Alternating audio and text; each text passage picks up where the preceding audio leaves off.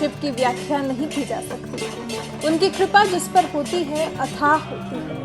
भगवान शिव के भारतवर्ष में अनेक मंदिर, अनेक भक्त हैं। देवों के देव महादेव में भक्तों की अटूट श्रद्धा है। देश भर में अनेक स्थानों पर ज्योतिर्लिंगों के रूप में बाबा भोलेनाथ विराजमान हैं, जिनमें से एक महाकालेश्वर भी है।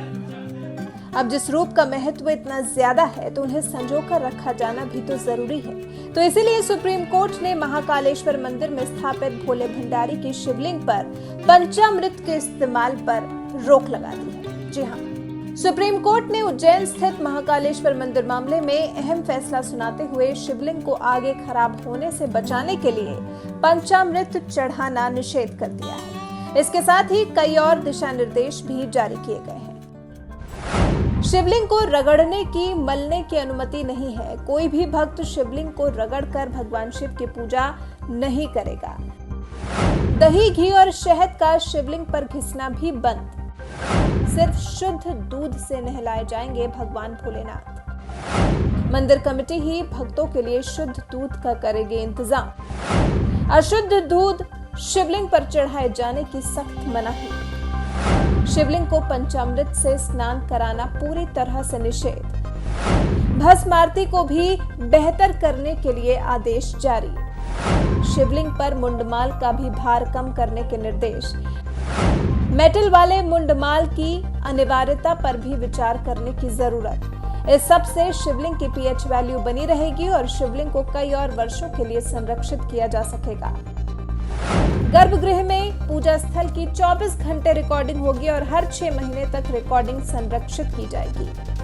कोई भी पुजारी इन आदेशों की अवहेलना करता या करवाता पकड़ा जाता है तो फिर उसके खिलाफ कार्रवाई निश्चित है। सर्वोच्च अदालत ने रुड़की सीबीआरआई से कहा है कि वो मंदिर के स्ट्रक्चर के बारे में अपनी रिपोर्ट पेश करें। उज्जैन के एसपी और कलेक्टर से भी कहा गया है कि मंदिर के 500 मीटर के दायरे से अतिक्रमण हटाया जाए।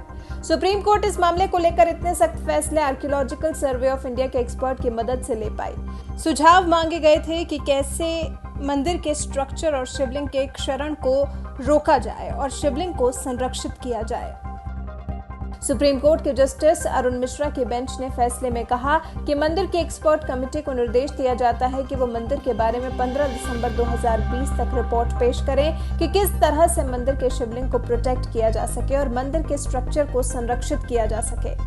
जस्टिस अरुण मिश्रा ने अपने कार्यकाल के आखिर में यह फैसला सुनाया और साथ ही कहा कि भगवान शिव की कृपा से यह आखिरी फैसला भी हो ही गया। जस्टिस अरुण मिश्रा ने यह फैसला 1 सितंबर को सुनाया और 2 सितंबर यानी कि आज उनका कार्यकाल खत्म हो गया। जस्टिस अरुण मिश्रा आज रिटायर हो गए, इसलिए यह फैसला उन्होंने अपने कार्यकाल के लिए काफी अहम माना।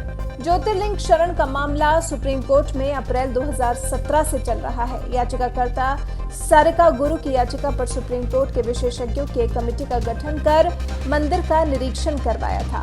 कोर्ट की तरफ से बनाई गई कमेटी ने ज्योतिर्लिंग का क्षरण रोकने के लिए मंदिर समिति को सुझाव दिए थे, जिसमें शिवलिंग का जलाभिषेक आरओ के जल से करने, पूजन सामग्री सीमित मात्रा में उपयोग करने जैसे कई सुझाव थे।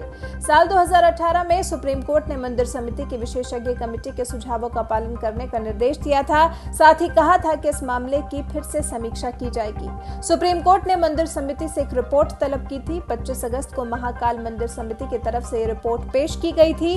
पिछली सुनवाई में याचिकाकर्ता ने कोर्ट में अपने पक्ष रखे थे। इसमें ज्योतिर्लिंग का क्षरण रोकने के लिए महाकाल मंदिर के गर्भगृह में प्रवेश पूरी तरह से निषेध करने की मांग की गई थी। आम दिनों में भी सभी श्रद्धालुओं को गर्भगृह में प्रवेश दिया जाता है, लेकिन पिछले 5 महीने से कोरोना की वजह से गर्भगृह में किसी के भी प्रवेश पर पूरी तरह से प्रतिबंध लगाया गया है।